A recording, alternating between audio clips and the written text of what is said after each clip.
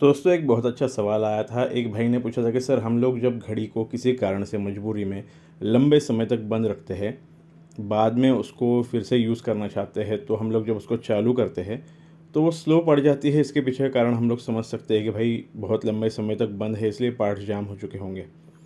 लेकिन कभी कभी ऐसा क्यों होता है कि हम लोग घड़ी को चालू करने की कोशिश करते हैं और बहुत ज़्यादा फास्ट हो जाती है वो, मतलब 24 घंटे में लगभग आधा घंटा या पौना घंटा या कई बार उससे भी ज़्यादा जो है फास्ट हो जाती है। तो इसके पीछे का कारण क्या है? देखिए, ये मैकेनिकल घड़ियाँ है। मैकेनिकल घड़ियाँ मतलब जिनमें जो है बैलेंस का व्हील होता है। अब वो चाबी वाली घड़ी हो सकती है या ऑटोमेटिक घड़ी हो सकती है, इससे फ़र्क नहीं पड़ता है। दोनों में बैलेंस का व्हील है, हेयर स्प्रिंग है। ये सारी चीज़ें जो है ना, इनसे आपके घड़ी के स्पीड के ऊपर फ़र्क पड़ता है। अब बैलेंस का व्हील जो होता है ना, उसको एक सही डिग्री में आगे पीछे होना ज़रूरी है। अब नॉर्मल जो हमारी घड़ियाँ होती है, इसमें लगभग 270 से लेके 310 डिग्री के आसपास का वो चक्कर लगाता है आगे पीछे टोटल। होता क्या है, जब हम लोग लंबे समय तक मान लीजिए आपने घड़ी को बंद रखा, हो सकता है आपने 6 महीने 8 महीने या 1 साल घड़ी को बंद रखा है। ऐसे में जब आप घड़ी को फिर से चालू करने की कोशिश करोगे तो बैलेंस जो है ना, वो पूरा उतना डिग्री का चक्कर नहीं लगा पाता है। वो बहुत स्लो चलने लगता है और अपनी जगह पे ही आसपास ही वो आगे पीछे होता है, ऑसिलेट होता है। तो ऐसे में क्या होता है कि जो पैलेट फोर्क है ना, वो जल्दी जल्दी आगे पीछे होगा और एस्केप का व्हील जो है वो जल्दी जल्दी आगे बढ़ेगा। इसके वजह से हमें सेकंड का कांटा बहुत जल्दी आगे बढ़ता हुआ दिखता है, क्योंकि आपका जो एम्पलीट्यूड है, मतलब जितनी डिग्री बैलेंस का व्हील आगे पीछे होना चाहिए, वो कम हो चुका है। इसके वजह से आपकी घड़ी जो है फास्ट हो जाती है। तो ये इसके पीछे का कारण है। जो साइंटिफिक रीज़न आपको समझना है वो यही है। अब ऐसे में आपको क्या करना है, वॉच मेकर पास जाना है, घड़ी को सर्विस करा के ले लेना है, क्योंकि सिर्फ आप जो है रेगुलेट करके इसको ठीक नहीं कर सकते हो।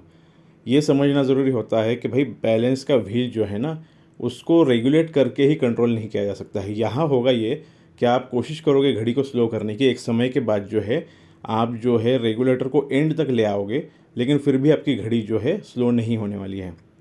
क्योंकि मूल जो प्रॉब्लम है वो है घड़ी का एम्पलीट्यूड कम होना।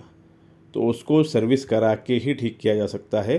कई बार क्या हो जाता है, बैलेंस का व्हील जो है वो पूरी तरह से फ्री नहीं होता है, क्योंकि बैलेंस के जो रूबी होते हैं, मतलब कैप ज्वेल जिसको कहा जाता है, उसके अंदर हल्की फुल्की गंदगी जमा हो जाती है, या फिर कई बार ल्यूब ड्राई होने की वजह से भी एम्पलीट्यूड कम होता है।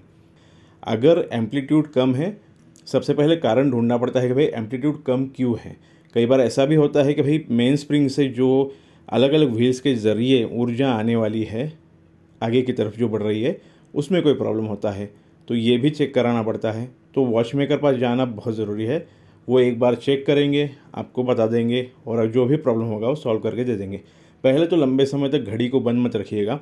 इस प्रॉब्लम से बचने का एक उपाय है कि भाई कम से कम हफ्ते में एक बार जो है घड़ी की मूवमेंट को रनिंग में रखिए। जो आपकी 15 घड़ियाँ हैं ना फेवरेट, उनको रनिंग में रखा करो। बाकी की जो भी आपके कलेक्शन की है 100 200 500 घड़ियाँ, उनको आप बंद रख सकते हो, कोई प्रॉब्लम नहीं। लेकिन अपनी 15 घड़ियों को आप रनिंग में रखा करो, ताकि ये प्रॉब्लम आपको नहीं आएगा। बाकी की घड़ियों को आप अपने हिसाब से जब आपको यूज़ करना हो उसके पहले सर्विस करा के फिर ही यूज़ कीजिएगा। ऐसे घड़ी को अगर बंद रख के आप डायरेक्ट यूज़ करने की कोशिश करोगे तो जो पार्ट ड्राई हो चुके होते हैं ना, वो मेटल के पार्ट आपस में रगड़ खा के जल्दी ख़राब हो जाते हैं। वियर एंड टियर बहुत जल्दी बढ़ जाता है और आपकी घड़ी जो है उसकी लाइफ बहुत कम हो जाएगी। जो घड़ी 100 साल से ज़्यादा चलने के लिए बनी है, वो घड़ी की लाइफ जो है बहुत कम हो जाएगी अगर आप इस तरीके से यूज़ करोगे तो इसलिए सर्विस करा के ही यूज़ करो। Thank you.